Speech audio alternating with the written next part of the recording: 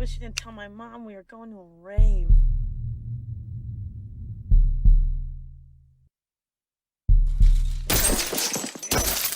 Did you ever get scared? Scared of what? Hey, I bet he knows where we can get some E. Come on. Baby girl, you got something money can't buy. Going for a little ride, girls. Hope you don't mind the accommodation. You're going behind me! Get off my shoulder! Come on. Please!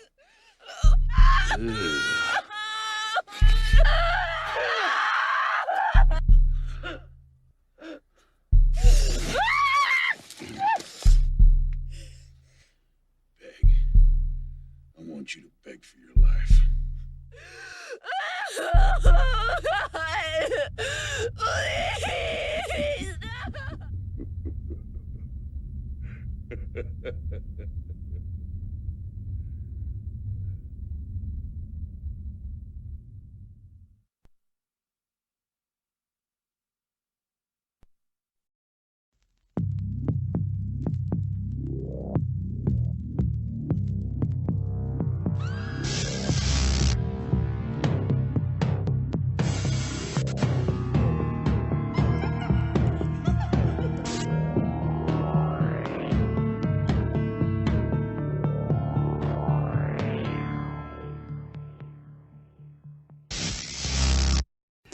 Welcome to the Blind Rage Podcast. This is Brandon Ford.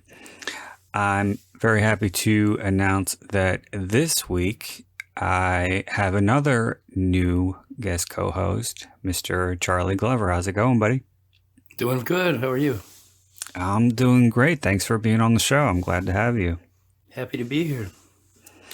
So this week we are doing a commentary for the 2005 unofficial remake of Wes Craven's The Last House on the Left.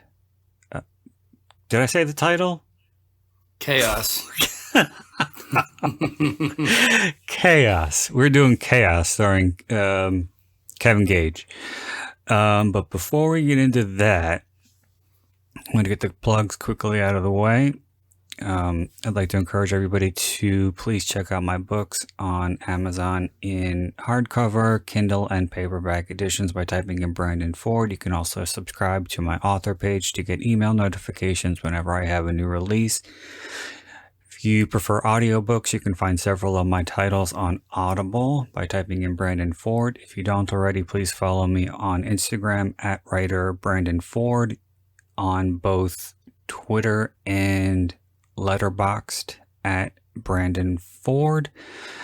If you have any questions, comments, concerns, critiques, suggestions, recommendations, feel free to email me directly at blindragepod81@gmail.com.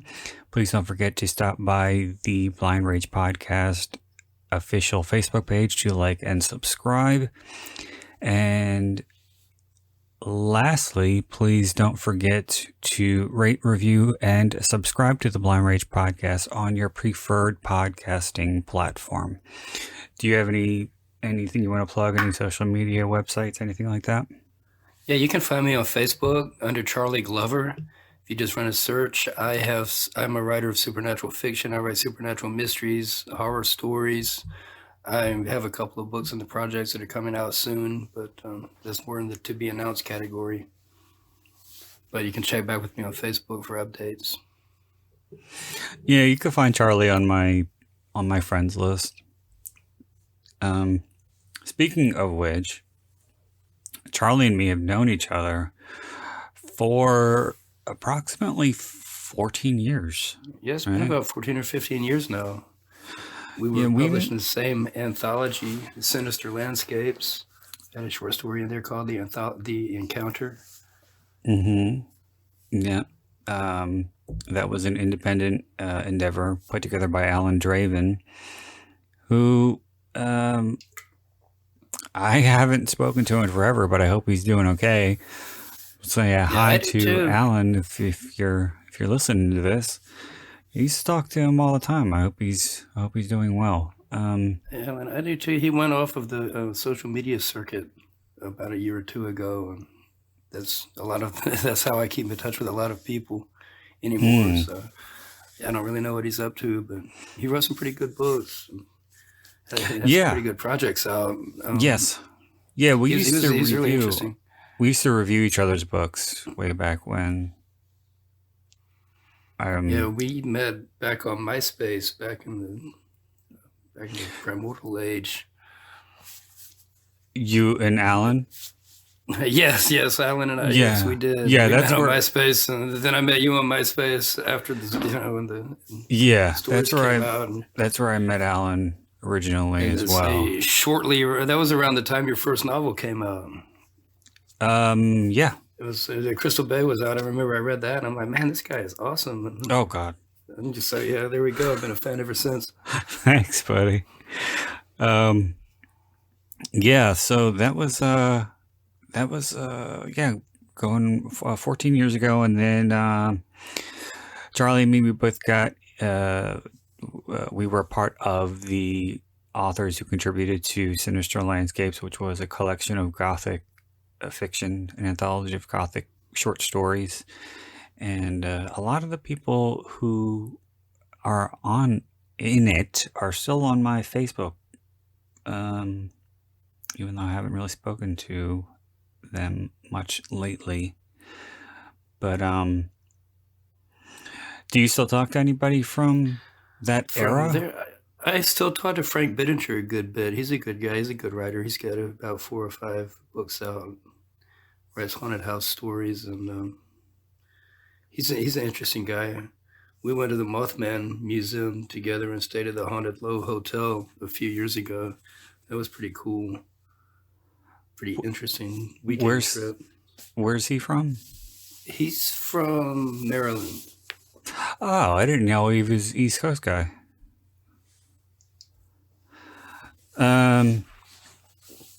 Yeah, I did. I spoke to him. I don't know if I'm pretty sure he's on my Facebook, but I did meet or chat with him briefly because I did one of those blog talk radio shows way back when to help promote Crystal Bay, and he called in to show support, as did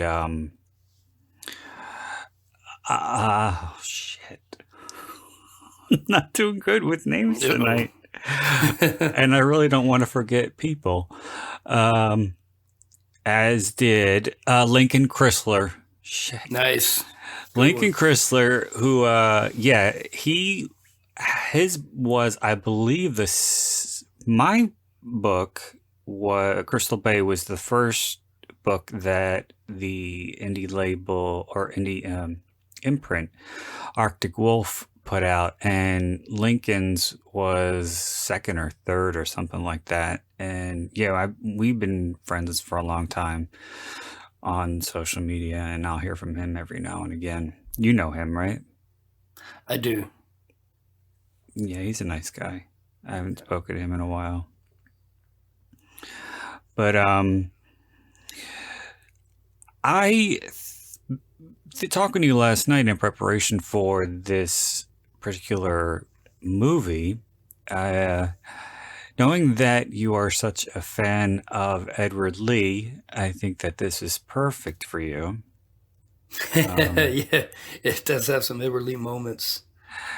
Yeah, this is for a movie with very minimal special effects. They definitely made it count when the gore came in. Yeah, this is violence to the extreme, and it definitely is unflinching, and it's hard to watch at times, which is probably why I've only sat through it from beginning to end maybe twice.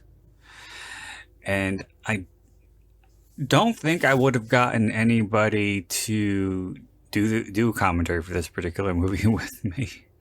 Anybody else? Yes, I'm a fan of the hardcore horror genre. Not anything I would go out to do. However, it's kind of fun to read. Not as fun to watch in some of these scenes that they have. There's a lot of brutal rape scenes in it. It gets pretty sadistic. There's a couple major ones. Yeah, it gets pretty I think that's one of the sadistic things. I think that might have been what held it back from getting a large theatrical release. It would be kind of hard to get a major producer behind a movie like this and have a wide audience generated from it. Well, why don't we get into it and we can talk a little more about it there. I don't know, because we're watching the director's cut, and as far as I know, the only difference between the director's cut and any other cut is that David DeFalco purposely didn't want to have a score. He didn't want any background music to any tension building music. He wanted it all to be gritty and real and raw. And the only way he could think to do that was to not make you feel like you were watching a movie, to make you feel like you were watching real life. So yeah, there's no music, there's no score in this one. There's a couple of songs, but there's no score. And I believe that there is a version of it out there that does have a score, but I don't know. I know it got released on Blu-ray in 2020, I think. But the DVD is out of print. So, okay. Do they have both versions on the Blu-ray? I don't know. This is from the DVD, the original DVD, the one that we're watching. So, yeah, let's get into it, and then we'll talk a little bit more about Chaos. So, okay, but just can you see it on your VLC, the exact running time? It's hour and 16 minutes and 18 seconds. Okay, so 7618. If you find 7618 on YouTube, that's the version that we're watching. If you want to watch along with us, go watch that one. And as always, we're going to begin with the 3 count. Going to start on play. So here we go. 3, 2, 1, play. Here's the disclaimer. Yeah. Apparently they got some flack for this. Saying, because they really wanted it to be shown as a cautionary tale. And isn't there something in here that says that it's a true story? Yes. It says it's based on actual events. Well, and the producers hope the film you're about to see will serve as a warning to parents and potential victims. And I mean, it's definitely backs up any warnings I ever had not to go into the woods.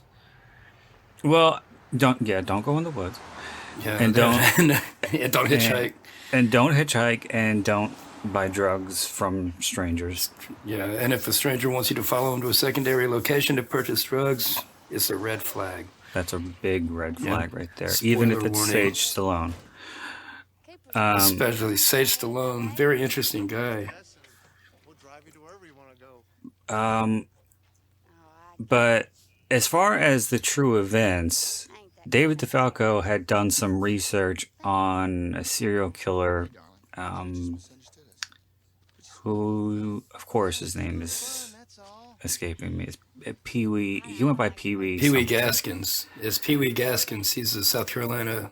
He's one of our hometown boys. Oh. He was around the low country of Charleston, South Carolina, and he would drive up and down around the marsh woods and abduct people, and they would be hitchhiking, and then they would find them. Some of his victims they never found. That's not good. He was one of the guys back in the 60s and 70s that sort of killed the hitchhiker generation for us. So he was like the Henry Lee Lucas before Henry Lee Lucas. Yes, he actually wrote an autobiography you can still find. Yeah, David DeFalco said that he read that book before he wrote the script, and the true events in the movie are the mutilation of the girls. So he read exactly what Pee-wee did to the girls, or a couple of his victims, when he killed them, and he specifically put that in the movie. But Like I said, this is largely based on Last House on the Left, which is also based largely on, I believe it's a 19th century novel called The Virgin Spring, which was also made into a movie by, I think, Ingmar Bergman. But, so David DeFalco is a huge fan of Last House, and he didn't necessarily want to do a remake, but he wanted to pay homage to it. And the story goes he met David Hess at a signing, because David Hess would go to signings with Mark Scheffler, who was also in Last House on the Left. I think he was one of the bad guys.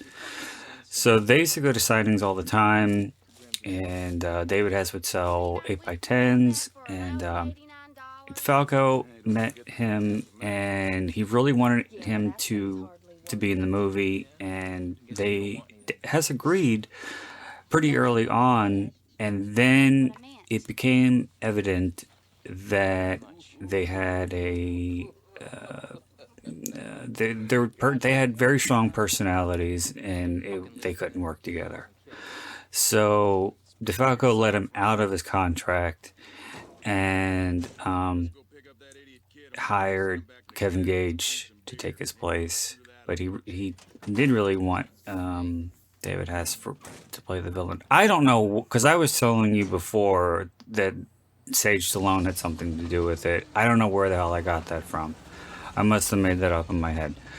But Sage really wanted to do this. David DeFalco said that Sage actually came to them because he really liked drive-in movies and exploitation movies like Last House and Chainsaw and I Spit on Your Grave and all that stuff. And when he heard that David DeFalco was doing his own interpretation of one of those drive-in movies, he really wanted to be a part of it.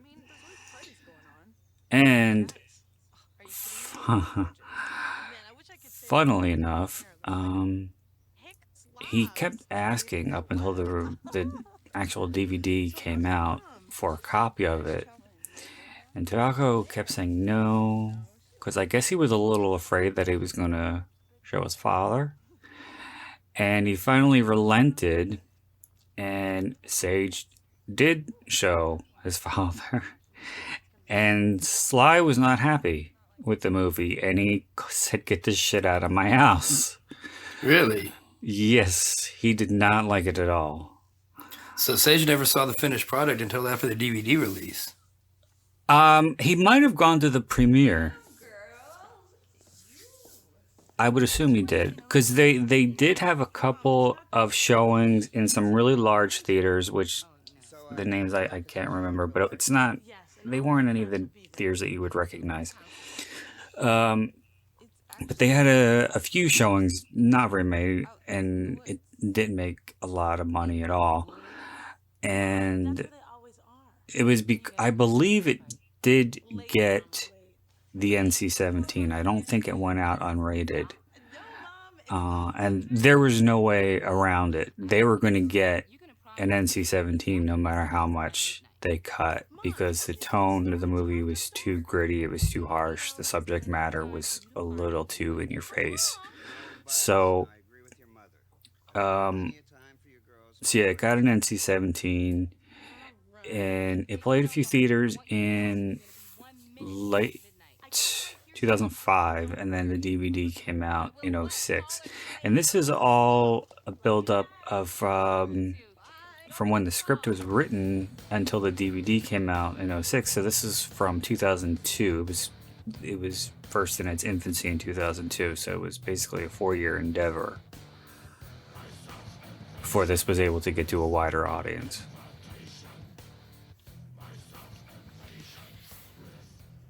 Feel free to jump in. I don't want to... I hear you. Okay, I know that The Last House on the Left was rated X, and they were not able to get an R rating for that, and then there was an unrated version of it. That's the one that came out on VHS. And I don't remember it being released. I was too young for that, but I do recall having it on, being able to rent it. And I don't remember ever seeing the X-rated version. It was always the uncut version. Well, I heard, I think I told this story on the podcast before. I don't know if this is true or not, and I can't remember where I heard it. But this was Last House was 71, and they didn't have NC-17 back then. They just had the X. And what I heard was Wes Craven was putting it together, and he kept submitting it to the MPAA over and over again, and he kept cutting it back and cutting it back and cutting it back, and it was not good enough for them. They kept saying, no, you're getting an X, you're getting an X. And he used to work, I believe, in a tiny apartment above some kind of independent business. And he knew somebody across the street. It was probably Sean Cunningham, I have no idea. But whoever his friend was, working on a movie at the same time across the street, and he had just gotten an R for his movie. So, and back in those days, they used to put the ratings at the end of the movie after the credits. So he went over and I guess made a duplicate of the R, and he just put it on Last House on the Left and released it. And I don't think he got into any trouble. Really? I wonder. He never. Okay, well, I'm glad he got away with it. It's a shame. I mean, X was different back then. It was that right on the cusp when they started associating them with porno movies, because A Clockwork Orange was rated X when it first came out. Caligula was rated X. Midnight Cowboy was originally rated X. And then either they changed the MPAA system or they did something and toned it down to an R rating because it was hard to find a theater to play X-rated movies after a point. And then sort of the X-rated movies started becoming porno more so, and they started having their own drive-ins and their own theaters. And so they sort of quit with the X-rated movies up until NC-17 came out. I believe, wasn't the first NC-17 movie Showgirls? No, Henry and June. Okay. But Showgirls was the first one since Henry and June, which was 90. And that was Showgirls was the first movie that was made by a major company since Henry and June, because so many people didn't want to touch the NC-17 rating because so many of the corporate theaters would not play NC-17 movies. I thought you liked the adventurous type. That's true. And some people didn't understand what it was. I always thought it was funny because you could get into an NC-17 movie at the age of 17, but you had to be 18 to get into an R-rated movie, even though the content was supposed to be worse for NC-17. Is it 18 for R? I think it's 17. It used to be 18 because I remember having to drive around. We were trying to get into Natural Born Killers with a friend of mine, Denise, and we had to go to 3 different movie theaters because she was still 17. Well, I think the main difference between R and NC-17 is you can get into an R movie if you had a guardian with you. NC-17 is strictly nobody under 17. There you go. That is true. It's been so long since I had to worry about that. Yeah, we're this couple is an interesting couple. This is like the total. These guys' personalities of how they handle their kid are so opposite. Yeah. It's like, I think something might be wrong. I think something. They're kids. They're in the woods. They're partying. What could even happen? Well. And we're about to see. This looks like a lot of fun. You like camping? Sometimes, yes. I like canoeing and camping on the edge of the water. I'm not a fan of going out in the middle of the woods. There's sage. bet he knows where we can get some The first movie I saw him was Rocky V, Okay. which of course was the linchpin of the Rocky What's series. your name? Like the bird? Yeah, that's right. Maybe like the If you've seen Rocky V, right? I'm not sure. I if you're a fan of have, Rocky, yeah. Rocky movies. Well, no, not really. how are you girls? But I definitely did see Rocky V from beginning to end when it first came out, and I remember I did like it. Because I just happen to have the best He must have been a little kid in it then, right? How much is that? He was about 10 or 11. Yeah, he was very young. definitely free. Yeah, he still had the baby face. He was really skinny. There's only one thing. He Rocky Jr. Every movie had a different actor playing Rocky Jr. With you? Oh, well, he was supposed to be in the Rocky Balboa movie, Part He, 6. he was going to be in it, but they got a more experienced actor, Milo Vilovich. I can't remember his last name. Come on, you gotta come with But me. he was, Come with me. You know, for some reason, Sage backed out at the last thing. I think they expanded the character, and it was more than he wanted to handle as an actor. Plenty of time. And the studio wanted a more experienced person. Gotten started yet. Imagine how much better it'll be when we're rolling. I can't remember exactly how he dropped out of it, but he ended up dropping out of it, and they hired another actor who wasn't related to Sylvester Stallone. Got here. look, you're gonna love my friends, man. They're cool. And we should say that he has since passed away. Heavy. You're gonna He did. He unfortunately. passed away in 2012 from complications from opiates. Come on, Emily. We'll be here before dark. Look, if you're too freaked, I'll go by myself. Both of these girls No, I'll go were first-time actresses, and I think one of them, this was the first movie that she actually auditioned for. Interesting. They do add a very unique, innocent quality. Well, they were not experienced, and they had a coach on set throughout the duration of the filming, which is, I believe, a 24-day shoot. So there was a coach to help them convey the proper emotion during the more intense scenes. And it was the coach generally helped out child actors. I know, I think it was a woman. She worked with kids for the movie Kindergarten Cop. afraid I might be getting some fine pussy now. Oh, and another That was- interesting. I'm sorry. Go ahead. Go ahead. No, go ahead.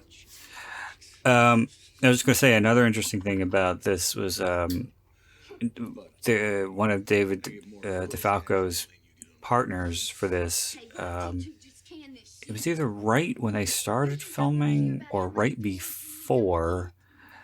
Got pretty nasty drunk and murdered his wife.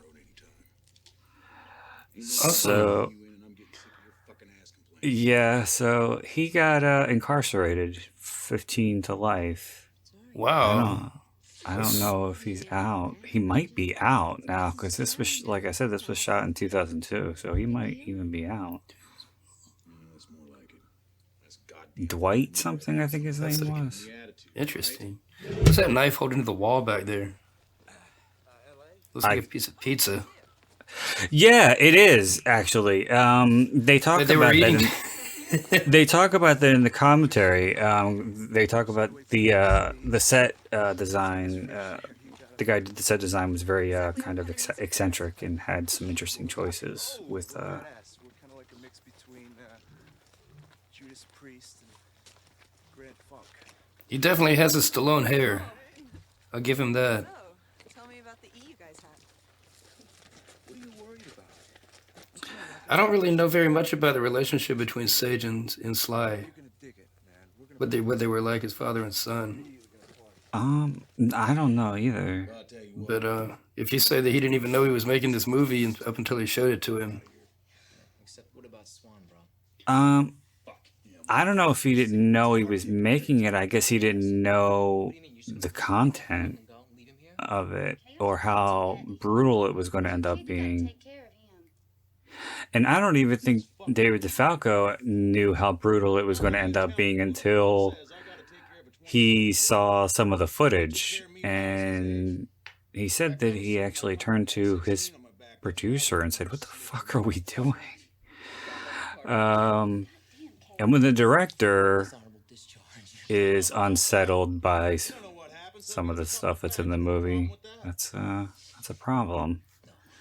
Probably so. I mean, it looks less brutal on paper if you read the script. But when we get to it, we'll see how realistic everything is, which is about to start now. This is it. Yeah. Maybe we I didn't notice that there wasn't a soundtrack on it until you pointed that out when I watched it the first time. Huh. I didn't realize that was intentional. I just didn't. But that does add sort of a documentary don't worry. I'm ish gonna just go and get the stuff feel to and go this. back to the party. Okay. All right. Also, They're very too, pushy about their ecstasy. they are. Yeah, the ecstasy. What are you doing?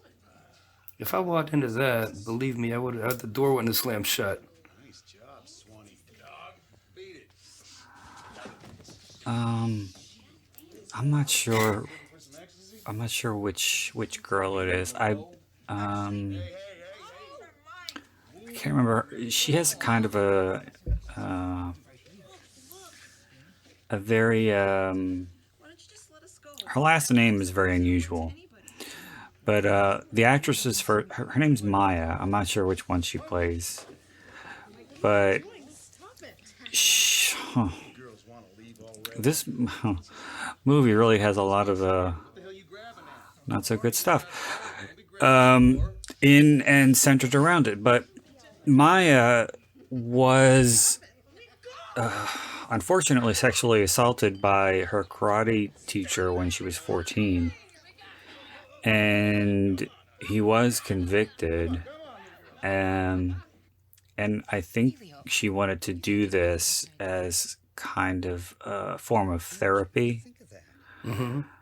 Mm-hmm. She's always had good grades. She's never gotten into any But I trouble. still think that I know, but you know Angelica. She's always been I don't know. I think it would take a pretty strong mind and a strong will to, and I think it would be difficult to disconnect. I think so too. I think that would bring back such a trigger that it would almost throw you into another panic. Oh God, I don't even want to think about I it. couldn't imagine doing that as any kind No. of therapy. No. Back, we'll fuck any race. That would probably throw me down a rabbit hole and bring back all of those feelings again, which, I mean, it might help to capture a shot, but psychologically the damage would be pretty Yeah, intense. yeah. I would assume so. For you to let us go. Do you want money? Because I can get you money. Money? Um, Baby girl, you got something money can't buy. and it was funny too because in the commentary track during one of the assaults, when Kevin Gage is on top of the girl and he sees his little pale butt, they were talking about how ugly it was. What is Her it? butt? No, Kevin Gage's. Oh. I do remember. It's been a while, but I do remember he does not. He doesn't have a nice ass. But it was apparently ugly enough for them to comment it on it a few times. But that was what they wanted because Kevin Gage looks like a normal guy, like a real guy. He doesn't look like a Hollywood actor, and he doesn't. He had, and you know, and again, they were going for realism with this one, and a real serial killer / rapist would not have a nice, tight, tanned, toned ass. I don't think so. And I don't think you really want a guy with a nice ass in the rape scene like that. No, I don't think. It's a little distracting from the purpose. Oh God, there's one movie that I saw that But has a like, yeah, pretty. he sort of reminds me of a friend of, well, a guy that I know. I don't want to name drop him. If No, don't do that. No, hell no. No, he would get pissed off. But he's a nice looking guy. He's not crazy like that. But anywho, the guy with the long hair, it might be worth mentioning, played Jesus in a Da Vinci Code, some Beyond the Da Vinci Code documentaries. Wozniak, I believe his name is. Yeah, and that was the only other thing I remember him from. But he's one of those guys that shows up playing like one shots in different crime shows and stuff like Yeah, that. character actor. Yeah, he's almost unrecognizable with the longer hair. If you saw some pictures of him with shorter hair, you'd know him. Well, speaking of unrecognizable, the girl who plays Casey, or no, her real name is Casey. She plays Daisy, I think, the one who's in with the bad guys. She's wearing a wig and she has all fake tattoos and piercings and stuff. And David DeFalco had known her prior to the production, and he said when he showed up on set and saw her, he didn't even know that it was her. And after they had the big premiere of the movie, they had a party at the house of one of the producers, and she was there out of makeup, obviously, and not wearing the wig, and nobody knew it was her. Wow. So she had all these people talking to her about the movie, and they didn't know it was her. I wonder how honest they were. Could you imagine if they went up there, somebody went up there and was like, God, that girl Daisy was awful. What do you think of that movie? I know. Where did they hire that skank? You can't find people that look like that in Hollywood. You like them?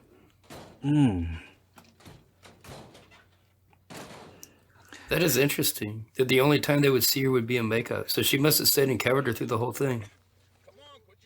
I would guess. But they said she committed, yeah. And the difference between Wozniak and Kevin Gage is Kevin Gage likes to ad-lib a lot. Wozniak likes to stay true to the script. And David DeFalco encourages ad-libbing because he says in his experience, he's actually directed a lot of movies. In his experience, some of the best stuff comes out in the ad libs. And I believe that's true, because if you ever go to a bookstore and you buy a published, because Tarantino publishes a lot of, well, that's not a good example, but there are writer-directors who publish their scripts. Mm-hmm. And if you buy one, what you get is what is in the actual movie. You don't get the actual shooting script, because a lot of stuff has changed. Yes. But I said Tarantino was a bad example because I'm pretty sure he makes you adhere to every line as it's written. He might. I know David Lynch is very anal about having everybody adhere. He hates ad-libbing. And some directors like it. John the most Waters. extreme example. John Waters doesn't want you to ad-lib. Oh, he doesn't? Okay, I know Robert Altman liked ad-libbing. Like, almost all of the movie MASH was ad-libbed.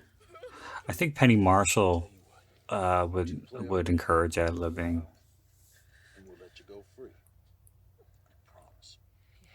Because I don't a lot of Go ahead. I know some directors, if you do, sometimes they do several different takes, and sometimes the ad-lib version works a lot better. I mean, one of the best ad-libs that I can think of right now is the Richard Gere Pretty Woman scene where he snaps the jewelry case down on Julia Roberts' hand. Yeah, well, he was told she wasn't expecting that. He did that to surprise her because she was shy on stage. It was one of her first movies, and she wasn't an experienced actress. Well, yet. he was told to do that. And she didn't see it coming. No, she didn't know. What actually happened was she had gone through a break. She was with Kiefer Sutherland at the time. They were making the movie, and they had a pretty bad breakup, and she was not in a very good place. And they wanted to do something to make her laugh. So I think it was Gary Marshall's idea. Okay. Yeah, we gotta think Yeah, of that something. girl is very convincing. We gotta talk about something a little lighthearted now during the... I know, yeah. Let's talk about Pretty Woman in the middle of a rape scene. classic. Sage looks like he's lost back there. It's like the guy that wandered up on the set. Hey, are you guys filming a movie? This guy's hardcore. Yeah. He was Wangro in the movie Heat with Robert De Niro and Al Pacino. That's one of my favorite Michael Mann movies and one of my favorite crime movies in general. And he's the guy that had long hair, and he had blown up, pissed off De Niro so bad that De Niro had to break away from his escape to go kill this guy. In particular, it's the last thing he did before he leaves town, and it causes him trouble. So, well, you want to see this? In those kinds of movies, they kind of glorify the violence with the shootings and everything. And that was, even with movies like Goodfellas and stuff, mafia type movies.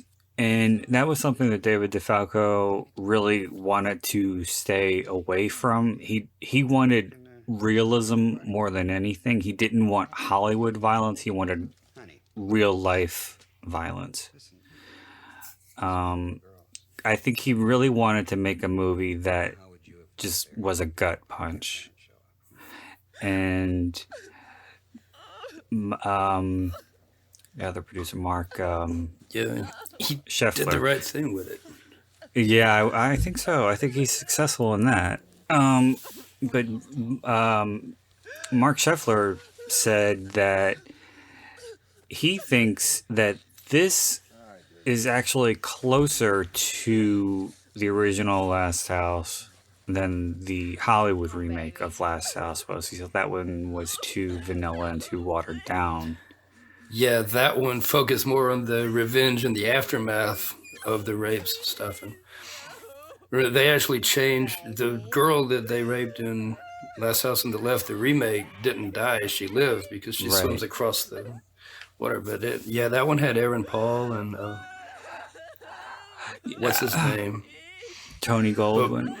Yes, I like Tony Goldwyn. Yeah, he's a good director too. Everybody did a good job, I thought. It was way. I mean, like you say, what I'm trying to get out here is that the violence was more in the revenge that the family took on the guys that did the original killing, whereas this one focuses on all of the brutality. Yeah. This one leaves that feeling in the pit of my stomach where that just like brutalized disgust, and it's very realistic. Yes. The Last House on the Left the remake was very, very, it was very Hollywood and it was very polished. Yes. And it was pretty by the numbers, and it was it was like a really good setup for the next gore scene. Yes. Sticking the guy's hand in the garbage disposal, and getting you close enough to the fireplace to whack you in the head with a fireplace poker. Stage had to have busted his ass when that guy pushed him off screen just then. I hated the ending with the microwave. I thought it was so dumb. I really think what would have been more effective, or what would have been more frightening of a revenge with Garrett Dillahunt's character was because Tony Goldwyn's character, being a doctor, he knew where to cut him in his spine to paralyze him. Mm-hmm. So I thought it would have been better to just take him somewhere remote and just leave him there and let him succumb to the elements, animals, whatever. Yeah, so he would feel every last bit of it and not be able to move. And he would just be sitting there or lying there this whole time waiting to die. Yeah, like maybe naked on an anthill or something. I just thought the microwave was a little too cheesy and campy and out of place. One thing that is mentioned, because did you ever see that? They did a couple of them. The Bravo, it's like 50 best moments in horror movies or something like that. I think think that's where it's from. But they talk about the one of the rapes in the original Last House, and I think they made a really good point because there's a moment in that one when it's all over, and I think it's David Hess's character is looking at his fingers, and he's got the grass on his fingers, and he's like kind of flicking it off, and he just has this look on his face like, what did we just do? Mm-hmm. And I thought that was pretty creepy. But I don't think David DeFalco wanted anything like that in this one because he wanted to show the Chaos character as being evil. He was just like evil incarnate. He's somebody without a conscience. Heartless. He refers to himself as a devil later on towards the end. Yes. There's no remorse in this guy. No. The other guy, you can tell he's a follower. Yeah. He's there, but like he slips up, he lets himself get kicked in the balls like he did earlier. I think Sage realized a long time ago that he didn't want to be around this, but that guy's his father. Yeah, and that Chaos was is his dad. Yeah, and that was who Aaron Paul was in the remake, wasn't he? So Aaron Paul really wasn't, or the character of the son in all three of the movies really was just going along with everything his father said. So I don't really think the character does bad things, but only because he's under such pressure from such True, like he wouldn't have been there had it not been for the other guy. No. But the other guy would have been there anyway, and he would have he would have had whoever he had along. Yeah. This guy's not as much of a hard ass as Aaron Paul was. This guy's just like sort of holding him down and like keeping him ready for the other guys.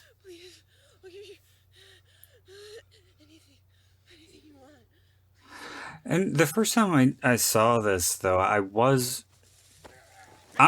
always go into these, by the way, just assuming that people already saw the movie, and if they haven't, well, you should have watched the movie before you started the commentary.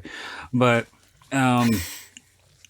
yeah, I remember going into this and being really surprised by the ending, but I did like the ending because good doesn't always triumph over evil, and especially in real life.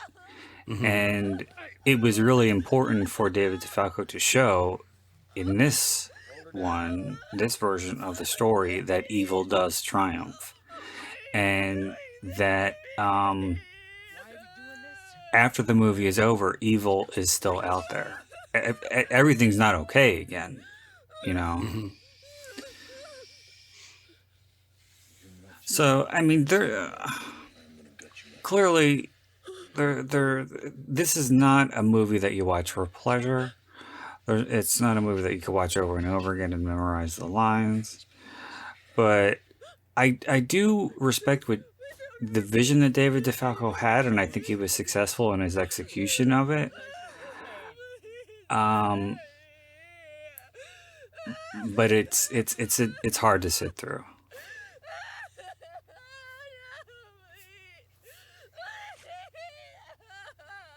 Especially moments like these.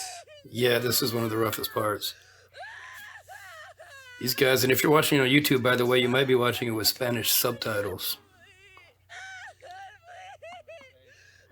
This is the part that got me. I've watched all sorts of brutality. I've seen every horror movie, and this made me rich.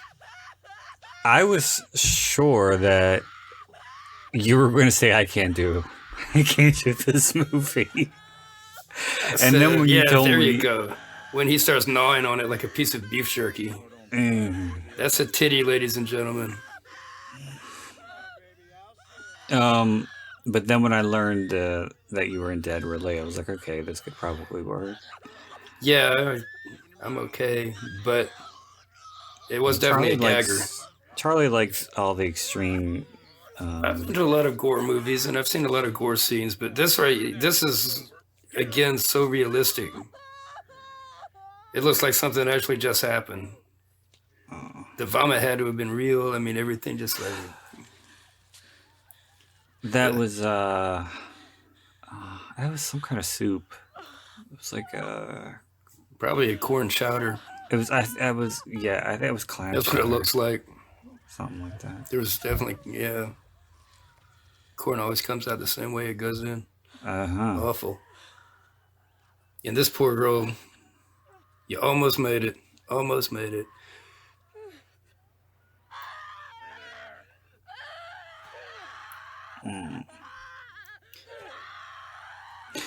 Yeah, this is we're coming up on the ass scene. Yeah. This is a shame. Is this a very attractive girl? Well, the thing with the girls too, in addition to the villains, was they didn't want, you know, Jennifer Lawrence type Hollywood glamour movie star types. They wanted girls who were more girl next door, all American. Yeah, it's just a girl next door. It's just like a party girl going to a rave. Yeah. A little generic. Not exactly sympathetic. There's not really a whole lot of background characters development beforehand besides him just playing No. in the house and sort of forging out on that one clearing in the woods that they never seem to amble back up on. No And I matter don't how think you hard ever they hear the try. music from the rave. No, yeah, I don't. The rave never really cranks up, and raves are generally at night too, so it's kind of odd that it said that. Yeah, they were early. Well, they were early because they wanted to get their ecstasy. Yeah, but that, takes about a half hour to kick in. And Oh, you would know. would I? I don't know. So Do you? I read an article, Okay. Yeah, there's there's no stunt butt involved with this guy. This poor girl, like you can feel every bit of it. And you're almost sort of like hoping she's dead already, but she's not. A lot of the time, too, they were using real knives. I think that only during the moment when there's an actual stabbing, they use retractable knives.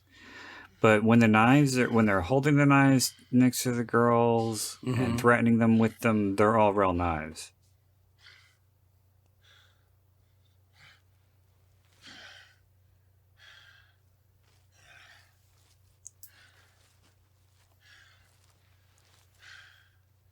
Then this guy doesn't even wipe off or anything. Oh, God. It's just disgusting. She acts like she didn't realize that was going to happen.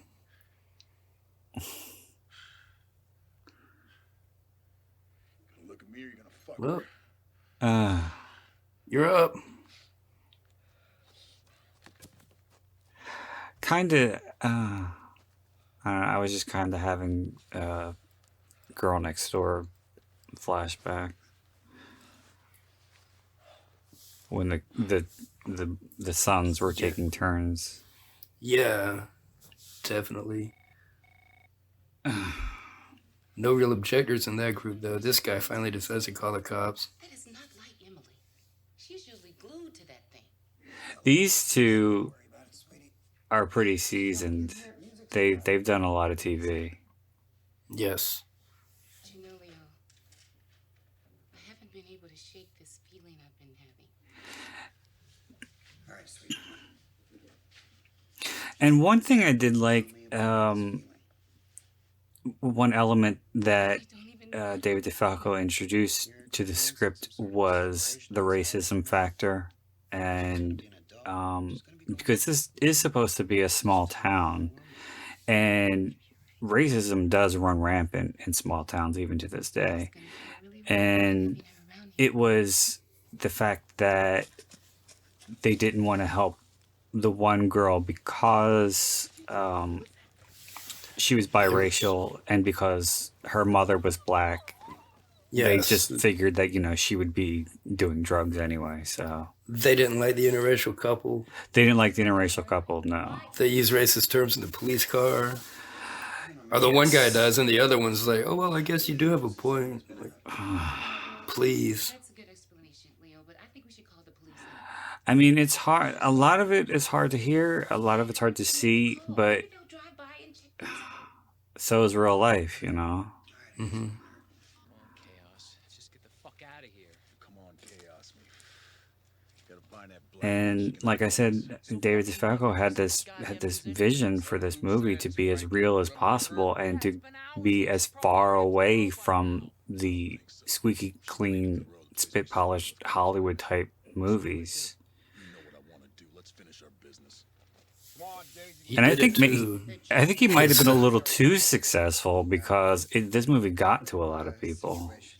It did. I mean, it definitely touched me, and I'm kind of hard to get to with stuff like this. So Well, I would assume. this one, I mean, it leaves you numb, and it leaves you numb after it's over too, especially the way it ends. With, get to that in Yeah. a minute, but like with these guys, I mean, you're sitting safe in your own house, and you think everything's okay, and meanwhile, there's people out in the woods getting raped by these brutal monsters. Oh God. Meanwhile, this girl's still running around, sort of. Well, not running around, but free. But how do you fall asleep?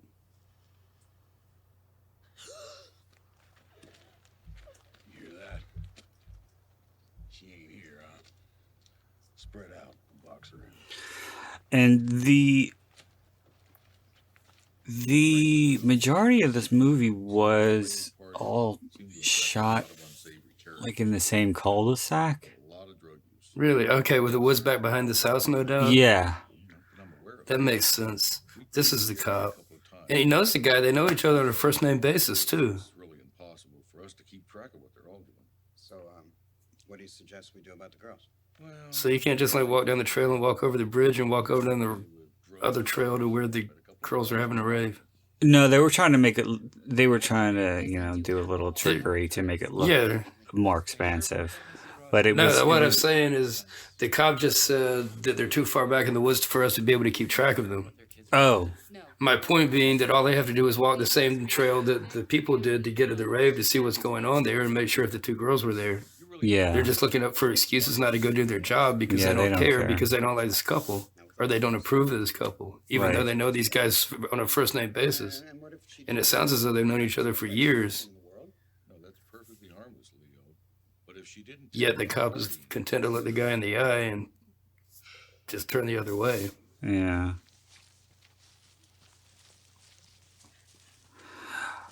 Meanwhile, they're absolutely right, and here she is running for her life.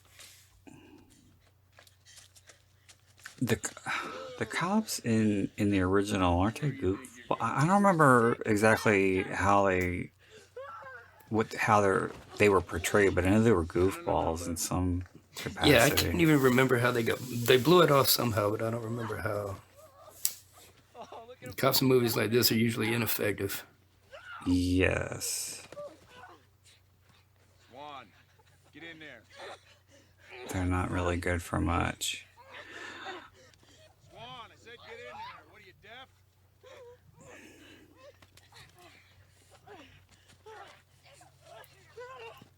This is awful. Yeah, Balls right there. No nuts. What the hell happened here? um,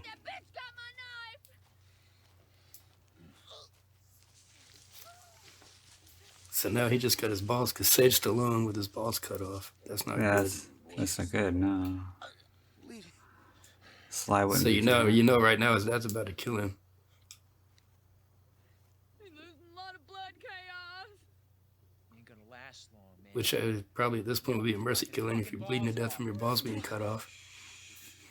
Yeah, yes, yes, I would appreciate that.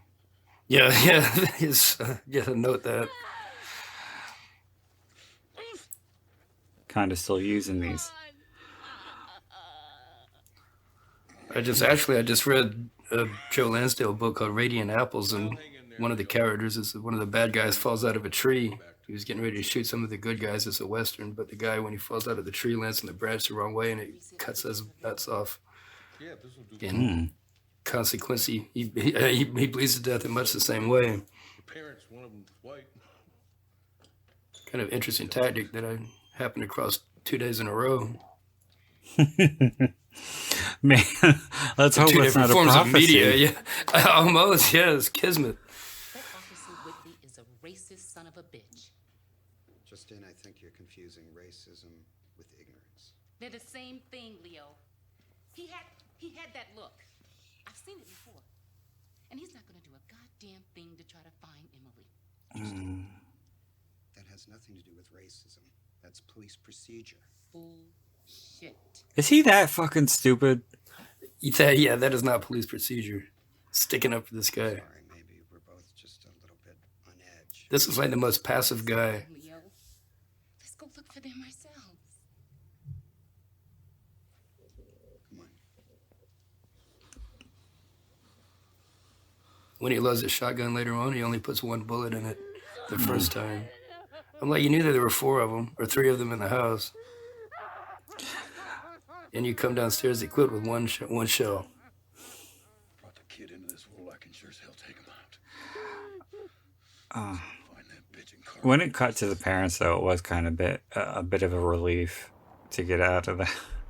Yeah. For a second. And there actually were more scenes involving the parents that were cut out because they thought that it slowed the movie down.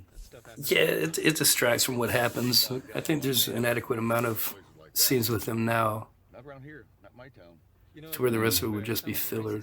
This is a whole racist conversation about the black people and the white people. Don't believe in interracial marriages. Folks need to stick to their own kind. Think of the kids. Oh, God. It's like to go around life being half a nigger. Ugh. Don't know how to treat you. What do you think? Yeah, Chief, I never thought of it that way, Whit. You're right. I mean, you're only thinking about the kids.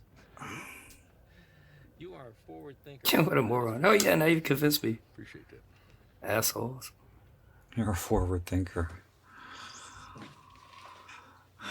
Yeah, way to create a mindset there, Chief. This is a really bad sign, Leo. Oh, Justine, please not jump to any conclusions. We don't know anything yet. No. These Something's guys. wrong. Why would they just leave the car sitting here in the middle of the woods like this? No, something is wrong. Justine, we're gonna find Something's wrong. Come on. They left the car in the middle of the woods long before they get abducted by those people.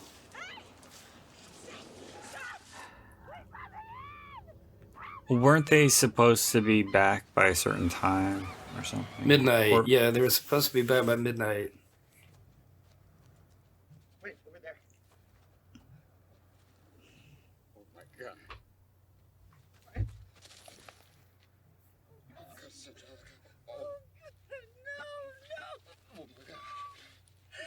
So you hadn't heard of this before? No, this I had not. We've got to go get This slipped under my radar until you recommended it. We've got to go get help. Are you glad I recommended it? Yeah. I mean, I'm glad to have seen it for completionist purposes, and it definitely this one captures the essence of the original Last House on the Left a lot better than the sequel or the remakes.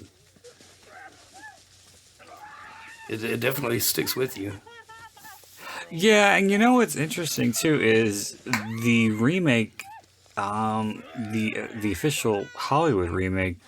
Wes Craven and Sean Cunningham both worked on it. Yeah, they were producers. Yeah, and it didn't come out anywhere at all like the original. No, they probably made a few million off of it. Whereas these guys Yeah. are probably still just as broke as they were when they started. Yeah. But this looks like a snuff film that we're about to watch right now. Oh, God. As realistic as this is. I kind of regret choosing this one. They've got that brand new white robe that looks like they just bought it at the hardware store. They're binding this girl up with.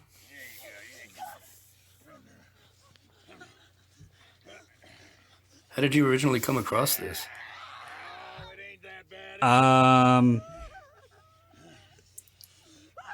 I did a trade with someone, a DVD trade with somebody online years ago. It was actually right after this the DVD came out, and some guy I met on a message board or something was trading a bunch of DVDs, and he sent. I was looking at what he had, and I hadn't heard of it, and I he said he was telling me about it. I was like, oh, that one's interesting. That sounds interesting, anyway. But yeah, and then I looked up all the controversy and stuff about it, and there's some newspaper clippings and stuff about it on the DVD about the open letter that David DeFalco wrote to Ebert. The things that Ebert said, and I really don't think it's fair for Ebert to have given this 0 stars when in his review he did compliment the acting. He did say the girls did well. So to give it a 0, that's saying that this is a movie with no redeeming quality whatsoever. But you did something about it. The star rating has always bothered me. Not as bad as this bothers me right now.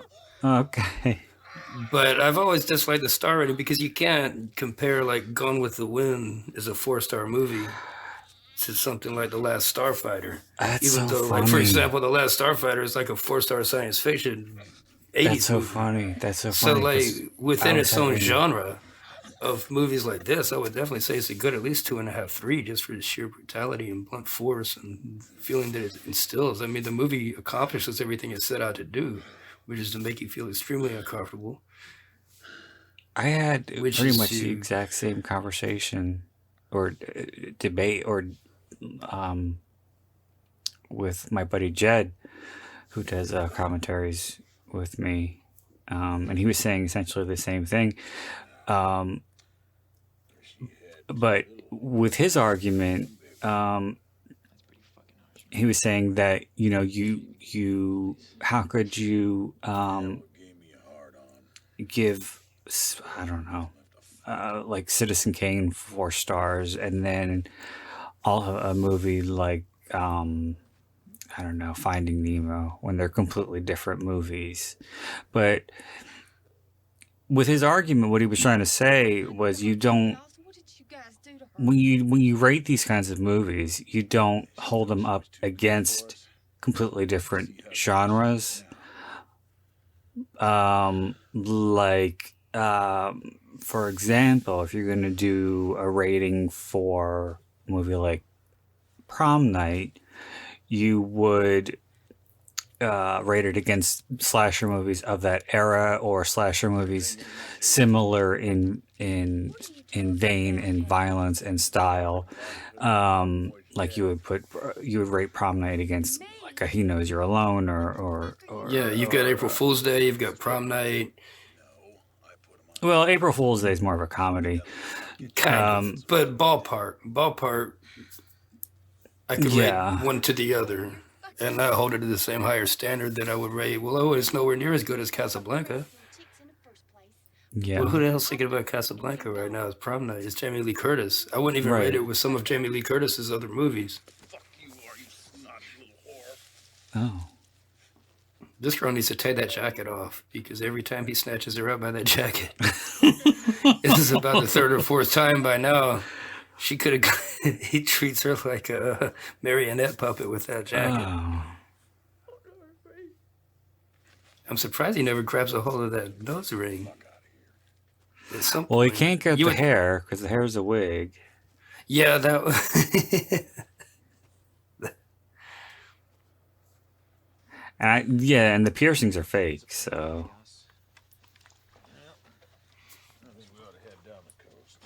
It'd probably be a cliche to rip off a piercing in a movie like this. What do you think, Daisy? Wanna go hanging out? yeah, It's different.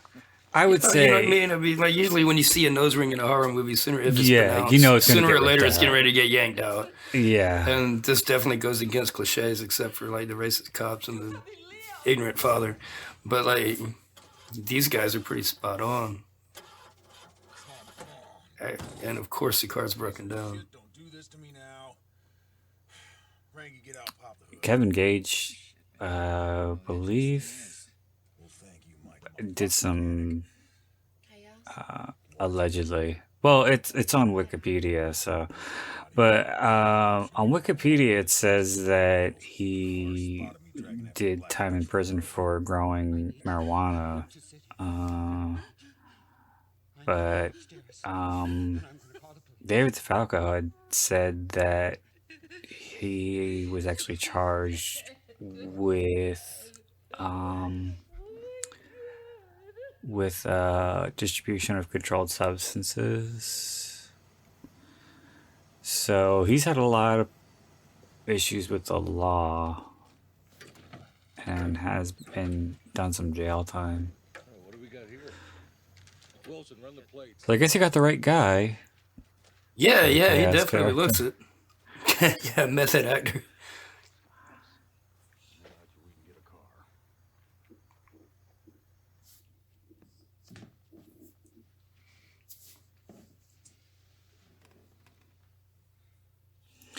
You know what though about the official remake? I know that when the bad guys come to the house and the parents are treating them so nicely and making them at home and fixing them coffee or whatever, you're supposed to be angry and you're supposed to be yelling at the screen because out of frustration for what the parents don't know.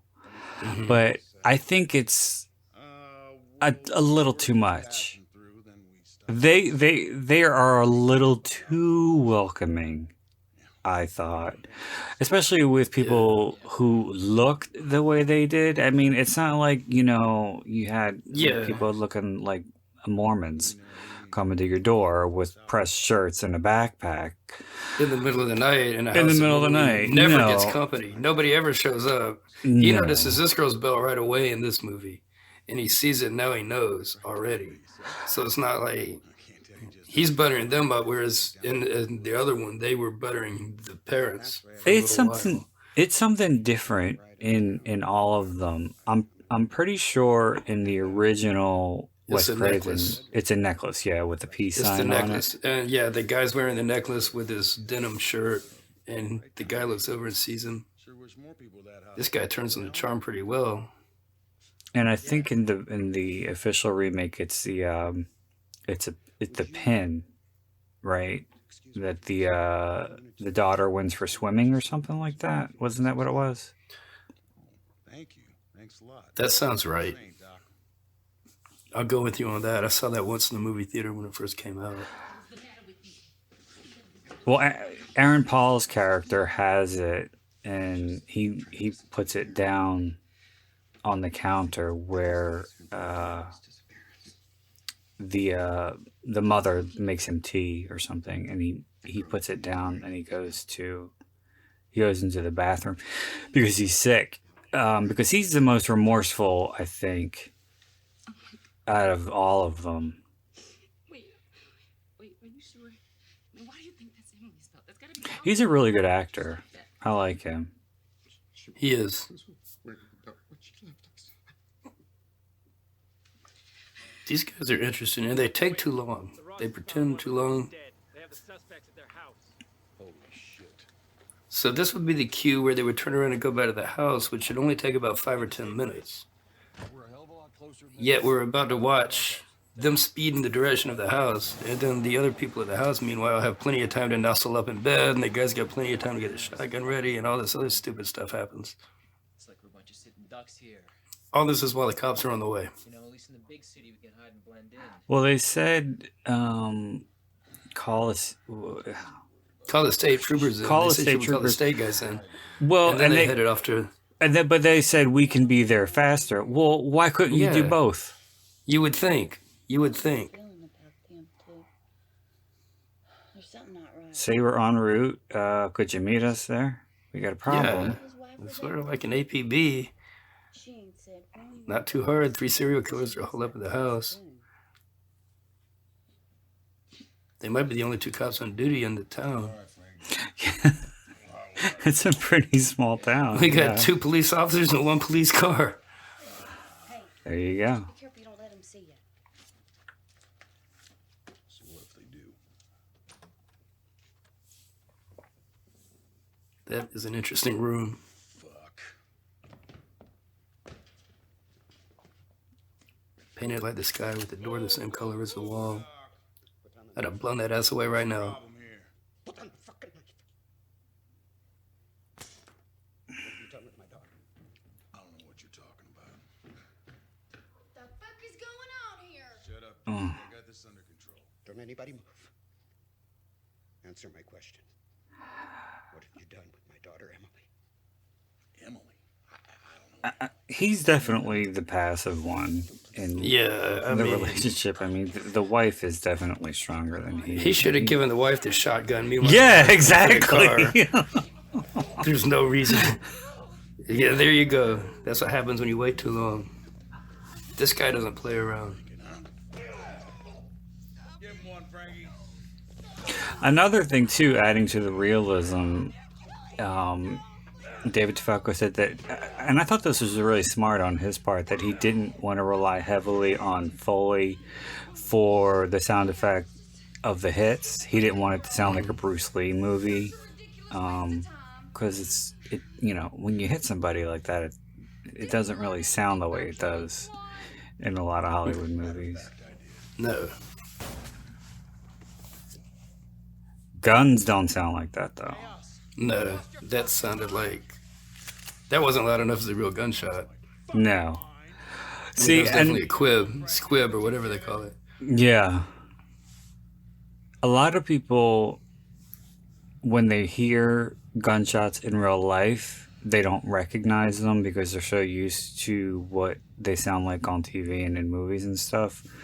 But in real life, gunshots sound a lot more like firecrackers. Yeah, there's more of an echo to it. Where'd they go? It's more of a pop. Find him, Frankie. Go find him. I'm talking like I shoot guns every day. I've shot guns. I've grown up shooting guns, target practicing. I've never touched a gun in my life. This is where this guy only had 1 bullet in the gun to kill 3 people. And she can't even find her keys.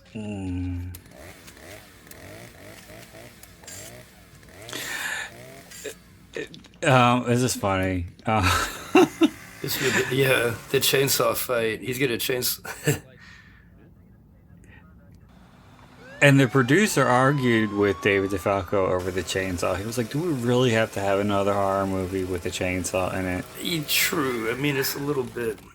It's a little on the nose. It's a little much. I mean, but DeFalco kind of, was like, he really lobbied hard for the chainsaw. And plus, he grew up on Chainsaw Massacre. It's one of his favorite movies. And he said in the commentary that he'd seen the movie so many times at the drive-in and was so obsessed with the Leatherface character that he used to chase kids in his neighborhood around with a chainsaw. Hope it didn't have the chain on it. I hope not. I worked at a haunted house a couple of years ago, and we had some guys with chainsaws, and they took the chains off. Yeah. You I gotta take the chain wasn't off. really sure, but the guy at one point had fallen down, and he swung around, and he clipped me across the ankle with a chainsaw by mistake. Thankfully, it didn't have a blade on it. Yeah, that's good. But it was pretty. They're pretty scary. They're pretty intimidating tools. However, I did Was there very a little bit. It goes against the. It kind of contrasts against the realism of this. They're really loud, and when you're intense, in the midst of intense moments, the volume of the chainsaw only heightens it. And another interesting thing too, that they wanted to do, to heighten the intensity. Because when you do the sound mix for a movie, you got to make sure everything is even. But when the girls were screaming, they wanted their screams to be louder than everything else. Yeah. This guy again hesitated instead of killing that guy when he should have. I don't understand why this cop shoots him. That makes no sense.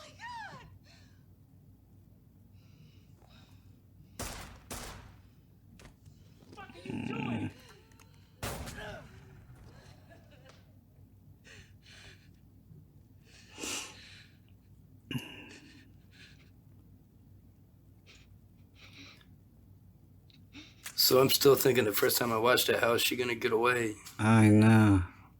And then now you know. Yeah. Ah. Chilling.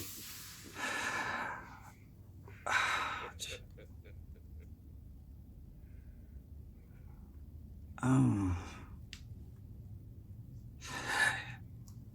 Very, very interesting.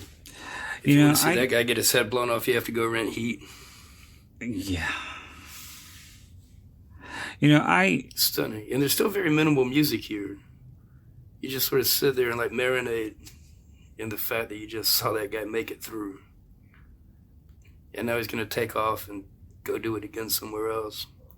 Yeah, I mean that was the intent. Was that you always evil? wonder, like, where do people like that pick up these other people? Like, where do you go to find Yeah, somebody where do you get that's that willing guy? to latch on Yeah. to the, hey, I'm going to jump on the bandwagon of this crazy asshole who might kill me and then go kill other people with him, and then Well, I guess it starts out. I've Like Henry Lee Lucas had that guy Otis that went around with him, and Otis watched him a couple of times, and then he wanted to get involved. And well, I think Otis was, Otis was mentally deficient. but I think he To was say the also a bit least. he was also in love with him a little bit. No, but what I was going to say was, there are certain people who have that X factor. It's really hard to pinpoint. It's not something that you can learn. It's something that you have to be born with. It's like a sort of charisma in your personality, where it's like people are drawn to you naturally. And I've known people like that a lot growing up. You know, like nobody like Chaos or anything like that. But I would think that people like the Chaos character, or like Charles Manson, or like even Henry Lee Lucas, they would have that magnetic personality where people are just drawn to them and want to be in their circle.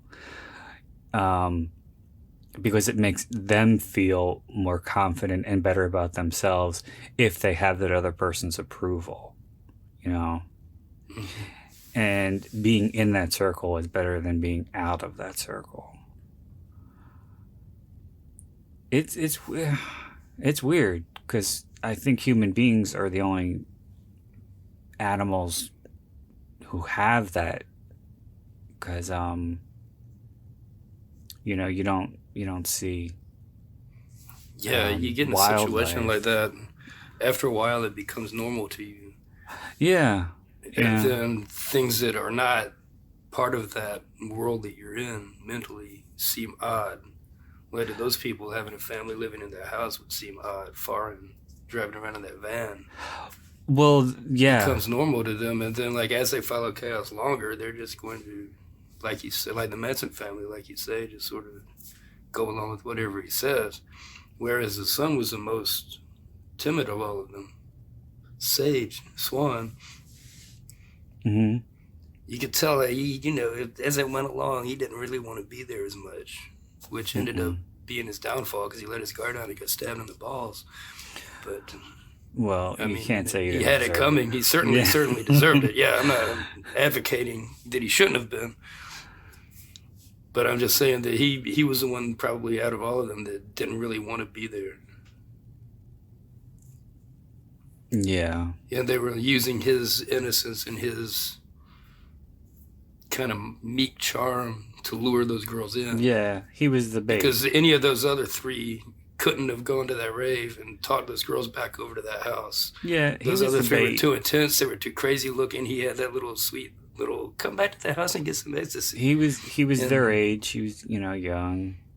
He was their contemporary. So, you're going to trust somebody who's a contemporary over somebody who's old enough to be your father, who's offering to give you drugs. So Definitely. So the I really moral- don't. I don't really don't remember if the. You go into if you do drugs and you go into the woods, you're gonna get killed. Yes. So don't do drugs and don't go into the woods, or don't go into the woods. Don't do them to both at drugs. the same time. Yes. Yeah, not at the same time. Well, I think we've also known that it's not safe to get ass naked and fuck in the woods because we've seen Friday the 13th. True. So. And then there's poison ivy. There's all kinds of. Oh God. Yeah. Never to do that. Yeah. No, don't do that. Sumac. What the hell's that? Poison sumac is a type of poison ivy. It leaves an even worse rash. Ugh. Yeah, there's all kinds of fun things in the woods. Isn't poison oak worse than poison ivy? About the same. You need a lot of calamine lotion to cure either one of them. If you make it out of the woods. It's nice I had a physician and a hospital on hand. You live near woods? I do, and I grew up around woods. I grew Did up you in a ever- family of hunters, and so I've been in woods and woods trails. And Did like you the ever long find creeks. discarded porn in the woods? yeah, I've seen some porn in the woods before, yes. Yeah, I always hear about when that. we were teenagers, I had a friend that liked to keep his porn stash in the woods, and Yeah, I always hear about that. People who live every in once in a while you'd see like a penthouse or something that had been all waterlogged and you couldn't even open it anymore. No, I mean, not that you want to pick it up and touch it anyway. No. Well, people who live in rural areas, growing up, they find porn It's at more least of a one place time. to. You have to. I mean, but kind of, it's part of a coming of age process. I mean, and I think it's more in the woods because you're hiding it from your parents, not because you're out beating off in the woods. Yeah, sure. You just don't want it in the house, and then you take it out in the woods, and then a year later, some other teenager comes along, and there it is. Well, it wouldn't surprise me if kids were beaten off in the woods because you got that privacy. True. Well, I never Yeah. did. You can only Speak. you can only stay in the bathroom so long. Maybe you had a big family. Yeah. Big family, small house. There's woods out there. There you go. I never came across anybody in the woods actually utilizing the porn. See, there you go. There's the two songs that they had. Yeah, they were a part. The girl was listening to the song in the car, and then there was one when they were walking up to the rave, I believe. They were the company who put the movie out, Dominion, I think. Those two songs were in their library, so they didn't have to pay for them. And David DeFalco wasn't happy with them, but they couldn't afford licensing for anything better, so they just took what they could get. And it's such a nothing part of the movie anyway, because the movie relies heavily on what you're seeing on screen as opposed to the music that's in the background. True. So, well, that was chaos. Yeah. Very interesting. Yeah. Yeah. I mean, like I said, it's not a movie that I think that I would go to revisit for pleasure. Probably. But I mean, I wouldn't really have the movie pizza night with it. No. And it's not something that you can watch with a group of people and have fun with either. But I do have an appreciation for what David DeFalco was trying to do and for his vision, and I think that he succeeded in what in his vision. His vision, he was successful rather. So I can appreciate that, and I could appreciate what those girls went through in order to make this movie, because I would be willing to bet Oh, yes. it wasn't easy. It couldn't have been. No. And even for the other guys standing around watching you, I mean, that whole thing. Yeah, As an you know ensemble, what? that whole cast was really good together. I mean, it's like the way they all played off of each other, even the girls, the way they showed fear and the intimidation. I'm still curious as to which one actually was raped in real life, because I don't see how you could use that as any kind of a trauma therapy. Whichever one was named Maya. I don't know who that was. But do you have any final thoughts on Chaos? Yes, sometimes evil prevails, I guess. It's very brutal. Well, I hope you weren't too traumatized by this. And No, I'll make it. I hope everybody out there wasn't either. I'm glad you made it through it. well, see, sometimes Your third or fourth time. See, sometimes, not often, but sometimes, being visually impaired comes in handy. So I didn't have to watch what you had to watch just now. I just had to Okay. listen to it, but even that is effective, because I was unnerved by what I was hearing, even though I wasn't even like Yeah, the hearing, the visual is pretty brutal. But I the do- knife work looked realistic. Everything looked like almost too realistic. But And I then, had as you say, not to have a background score. I mean, it looked like it was filmed as a documentary. It looked like they had Yeah. an impartial camera operator actually doing this. And for realism, I give this movie props. I mean, they definitely achieved what they set out to do. And I can see why it didn't reach a broader audience. But yeah, I it's think a for the little too people that intense. appreciate what happens, and for people that are fans of the original Last House on the Left, it's definitely a good addition to the collection.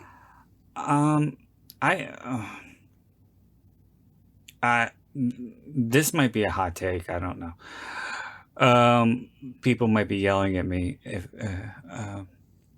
they hear me say this in their earbuds, but I think that if you have an appreciation for movies like Henry Portrait of a Serial Killer, maybe you might have an appreciation for this. For the kinds of movies that go for the jugular and are unflinching and just pull out all the punches when it comes to the violence, and they want to be as realistic as they can be, to for lack of a better word, execute a specific vision of how what kind of violence they see, or you know what I mean? I do, yes, I agree. I mean, and there are people, I don't know how, I've never seen it once, and I refuse to see Cannibal Holocaust once, but there I've are seen people who watch that regularly. I don't know why you would. It was a one-timer, and I didn't watch the remake. Oh, the Green Inferno was awful. And That was painful. That was one of my first commentaries for the Blind Rage podcast. Fucking piece of shit. But no, I purposely stood away from Cannibal Holocaust because I refuse to watch movies with animal cruelty. So, That's a whole other thing. There was another movie similar to Cannibal Holocaust where they were out in the Amazon, and Yeah, the whole Cannibal. movie advertised it. There was like 47 deaths in the movie, and if you know when you're in the 8th grade and you've watched Faces of Death Part 1 through 5, and you know watching this movie and the guy will like swat a butterfly on his neck, and that counts as one death, but it's just like Well, Cannibal Ferox has real purposeless. animal cruelty in it too. Yeah, they was banned in several countries, and they had to film in a different country to stay away from the animal associations. I don't. Yeah, I don't watch stuff like that either. No, Just the movie itself is so god awful in and of itself as a movie. It was a. Well, those movies It's long. have followings. I don't understand it, but they have followings. And speaking of which, Cannibal Ferox was put out on Thriller Video in the United States in the mid '80s, and I think it was under the title "Make Them Die Slowly," and they wanted Elvira to host it. And she saw it, and being the animal lover and being in PETA, she was like, do not put my name anywhere on this thing. That's the movie I was trying to remember the title of, when the guy swats a butterfly and make them die slowly. Yeah, that's Cannibal Ferox. It's the same movie. Yeah, they cut that dude's dick off. It was pretty nasty. Yeah, that's the one. Yep. It's got a few different titles. All right. Well, I think we're gonna put a ribbon on this one. So Okay. Well, thanks for having me, Brandon. It was a pleasure. well, thanks for joining. I'm really glad you were able to make it, and this was definitely a lot of fun, and I look forward to having you back. Absolutely. All right. Well, I hope you guys enjoyed it as well, and thanks for listening. Until next time, this is Brandon Ford wishing you all unpleasant dreams.